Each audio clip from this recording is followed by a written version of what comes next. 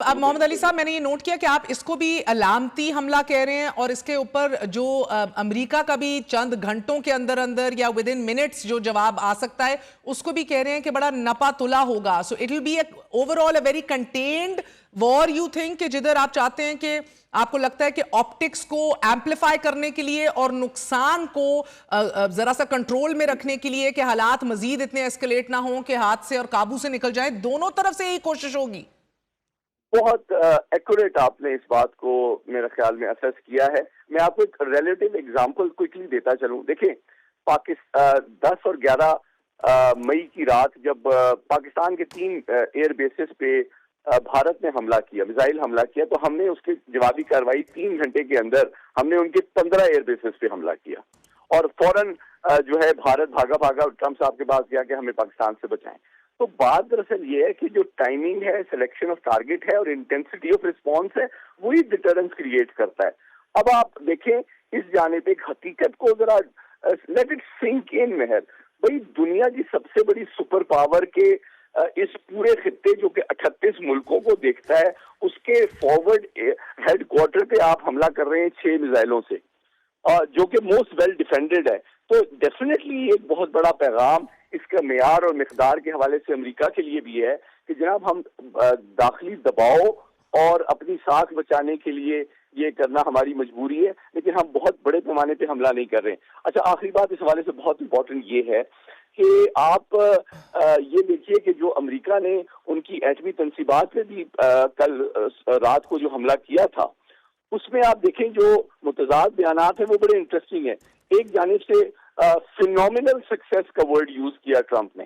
जबकि दूसरी जानिब ईरान ने कहा महदूद मतलब यानी कि तबाही हुई। इसका क्या मतलब है? देखिए, इसका जो सियासी पहलू है वो तस्वीराती से ज्यादा इंपॉर्टेंट है। जब सदर ट्रंप ये कह रहे हैं कि फिनोमिनल सक्सेस है, तो इसका मतलब है वो ये कह रहे हैं कि अभी हमें मजीद कोई जारहाना कार्रवाई इनके एटमी प्रोग्राम के खिलाफ करने की जरूरत नहीं है, क्योंकि हमने अपने अहदाफ हासिल कर लिए हैं। जबकि ईरान जब ये कहता है कि जनाब कुछ ज्यादा बड़ा डैमेज नहीं हुआ, तो इसका मतलब है कि ये पैगाम उनकी अपनी आवाम को भी है कि भाई चूंकि बहुत ज्यादा डैमेज नहीं हुआ तो हमें भी बहुत बड़े पैमाने पे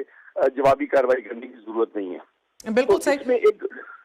ये domestic angle is important in terms of the selection of target, the level and extent and the intensity of the response. तो देखिए, जब आप इसराइल पे 100 मिसाइल रोज मार रहे थे और अमेरिका जो कि इसराइल तो कुछ भी नहीं है अमेरिका के सामने, अमेरिका के आप फॉरवर्ड यानी कि हेडक्वार्टर में एक बड़ा जी जी, नो आई अंडरस्टैंड दैट, मगर एक और बड़ी इंपॉर्टेंट चीज है sir, Iran, Kuwait, Qatar, Bahrain, Iraq, शाम, अर्दन, लेबनान, ओमान, मुत्तहिदा अरब अमारात, इन तमाम तर जगहों पे अमेरिका के फौजी अड्डे मौजूद हैं। इसके अलावा मैं जानना ये आपसे चाह रही हूँ, because you know things can get really अगली, रियली फास्ट और रियली इंटेंस रियली क्विकली। अगर आप देखें कि अमेरिकी अड्डों या फिर सप्लाई के रस्तों पर दीगर ईरान के हामी अस्करी जो ग्रुप्स हैं, अगर वो वार करना शुरू कर दें, क्योंकि इसके हवाले से जिन्हें उर्फे आम में एक्सेस ऑफ रेजिस्टेंस कहा जाता है सर, सो अगर ये काम भी शुरू हो गया साथ, it can be a very very big blow to America. देखिए, आपके सवाल बहुत अहम है, मैं 2 लेवल पे इसका जवाब दूंगा। देखिए, अभी तक जो 8-9 दिन की जंग थी उसमें ईरान ने बड़े मोहतात अंदाज में अपने टारगेट्स को सिर्फ इसराइल तक महदूद किया था, लेकिन अब आज उसने एक अमेरिका के सबसे बड़े बेस को हिट किया है महदूद अंदाज में, लेकिन एक ऐसे मुल्क का चुनाव किया है जो कि खुद बहुत बड़ी दिफाई कुव्वत नहीं है। यानी कि अब आप ये चाहते हैं कि अमेरिका के खिलाफ जवाबी कार्रवाई तो आपकी एक सियासी मजबूरी भी है, दिफाई जरूरत भी है, लेकिन आप एक ऐसे मुल्क में देखिए अमेरिका के 19 से 20 बेसिस हैं इस पूरे मिडिल ईस्ट में। अगर आप लेट्स से यूएई पे करते या किसी और बड़े मुल्क पे करते, तो जाहिर बात है आप सिर्फ अमेरिकी बेस पे हमला नहीं कर रहे, उस मुल्क की सॉवरेनिटी पे भी तो हमला कर रहे हैं ना। Even though technically that's American territory, मगर ऑफ कोर्स एयर स्पेस है, बका है, सॉवरेनिटी है, so it becomes a very complicated matter. So why again, फिर मुझे समझाएं मोहम्मद अली साहब के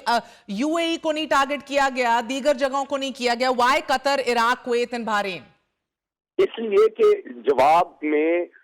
एक छोटा मुल्क जो है उसकी सलाहियत, अहलियत जो है तमाम तर मजम्मत के बावजूद, प्रोटेस्ट के बावजूद एक मौसर और बड़े पैमाने पे जवाबी कार्रवाई की महदूद है। तो कतर के ऊपर के अमेरिकी बेस पे जो हमला है, यकीनी तौर पे ईरान जो है वो एक्सपेक्ट करेगा कि अमेरिका की जानिब से रिटेलिएशन आएगी, लेकिन वो 3 महाज बैक वक्त नहीं खोलना चाहता। और ये आपके सवाल का बड़ा बुनियादी और अहम जवाब ये है कि अगर अभी तक ईरान ने महदूद रखा था अपने टारगेट्स को इसराइल तक, आज उसने अमेरिका के मेन बेस पे हमला किया मगर है। मोहम्मद अली साहब, कता कलामी माफ, कतर जवाब देने का हक रखता है, जबकि ईरान की तरफ से भी हमलों पर यह बयान सामने आ गया है कि ईरान ये मान रहा है और ये कह रहा है, this is what they saying, कि कतर को इन हमलों में नुकसान पहुंचाना मकसद नहीं है। ईरान ये वाजे कर रहा है कि कतर को नुकसान पहुंचाना मकसद नहीं है, ये हमले अमेरिका के खिलाफ हैं, and it's trying to make that highlight that fine line कि ये अमेरिका के खिलाफ है। बट अमेरिकी अखबार के मुताबिक मोहम्मद अली साहब, कतर को पहले ही ईरान ने यह बता दिया था। So I mean it was affair, air space भी बंद की हुई थी, बट कतर और ये दीगर मुमालिक तस्लीम करेंगे ईरान के इस मौकफ को? मैं समझता हूं कि ये बहुत अहम सवाल है, और ये वाली बात है ईरान की जानिब से जो कतर को बताया गया था, और कतर ने चंद घंटे पहले से अपनी फजाई हदूद बंद कर दी थी, और अमेरिका और बरतानिया ने अपने सफारती अमले को अंडरग्राउंड भेज दिया था। ये इस बात का सबूत है कि they were expecting an attack, a direct attack from Iran on the US bases in Qatar. लेकिन ये वाली जो सिफारती सिग्नलिंग है, ये जो स्ट्रेटेजिक सिग्नलिंग है कतर की जानिब, उसका मकसद यही है ये बताना कि जनाब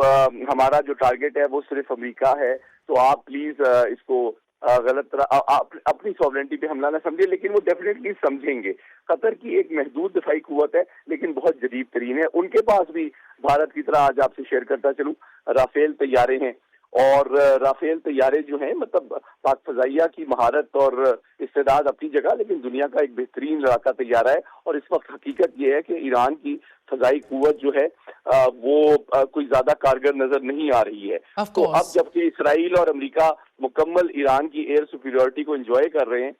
ये मुमकिन है कि जवाबी कार्रवाई में अलामती सतह पे कतर भी हिस्सा ले। लेकिन अभी भी मैं समझता हूँ कि अच्छा, इसकी एक और कीमत जो ईरान को अदा करनी पड़ेगी इस हमले की, वो ये है कि मिडिल ईस्ट के अंदर, चाहे वो सऊदी अरबिया हो, यूएई हो, कतर हो, ये डिप्लोमेसी में अहम रोल प्ले कर रहे थे। और आपको नंबर्स तो देखें,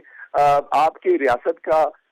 जोग्राफिया और आबादी जितनी मर्जी हो, लेकिन चाहे ओआईसी का प्लेटफॉर्म हो, चाहे वो यूएन जनरल असेंबली हो, ये नंबर्स मैटर करते हैं। लेकिन अब जब आप अमेरिका और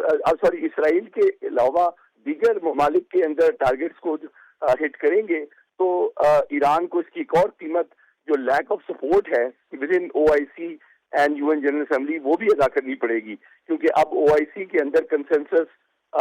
इन सपोर्ट ऑफ ईरान डेवलप करना या मेंटेन करना, या यूएन जनरल असेंबली में मुस्लिम ममालिक की जो सपोर्ट है वो भी कमजोर पड़ जाएगी। ये sir, Qatar, and I must update you, साथ साथ ब्रेकिंग न्यूज भी देते रहे, कतर की डिफेंस मिनिस्ट्री ने कहा है कि उसके एयर डिफेंस ने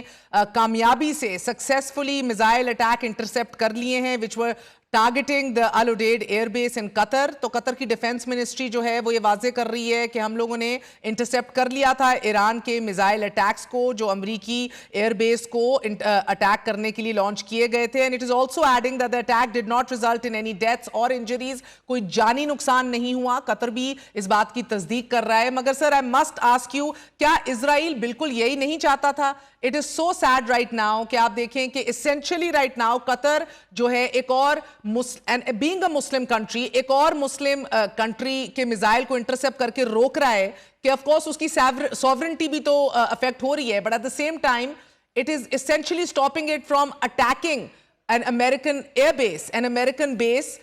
फ्रॉम ऑफ अ कंट्री जिसने ईरान को अटैक किया है। So, as Iran is firing missiles towards US air bases, और भी दीगर इंफॉर्मेशन सामने आ रही है, मगर आप किस तरह देख रहे हैं? This is exactly what Israel seem to have wanting कि ईरान खलीजी ममालिक में अमरीकी अड्डों को निशाना बनाए और फिर एक ऐसी तूफानी इंट्रा फाइटिंग शुरू हो जाए कि जिसको कहीं रोकना ही मुश्किल पड़ जाए। आपने बहुत अहम बात की है, मैं आपसे मुत्तफिक हूँ कि देखें, जो कीमत है ईरान को अब इस जवाबी कार्रवाई की जो अदा करनी पड़ेगी, वो सिर्फ दफाई एतबार से नहीं होगी कि अब वो अपने दुश्मनों में भी इजाफा करेगा और अपने दोस्तों में भी कमी होगी, सिफारती महाज पे भी उसकी सपोर्ट कम होती जाएगी। बल्कि मैं आपको एक और अफसोसनाक बात ये बताना चाहता हूँ कि आज जब ईरान के वजीर खारजा ने सदर पुतिन से मॉस्को में मुलाकात भी की, तो मतलब रूस का मौकिफ कंडेम करने का है ईरान के खिलाफ जारियत को। लेकिन दूसरी जानिब ये भी हकीकत है कि इसराइल की 15% आबादी रूसी निजाद है और तकरीबन 13 लाख जो इसराइली शहरी हैं, जो यहूदी हैं, वो रशियन ओरिजिन के हैं और उनको ऑब्वियसली हार्म करना रशिया अपने इंटरेस्ट में नहीं समझता। तो बात दरअसल ये है कि सिफारती सतह पे और ज़बानी जमा खर्च तो हमदर्दियाँ अवामी के साथ रही हैं,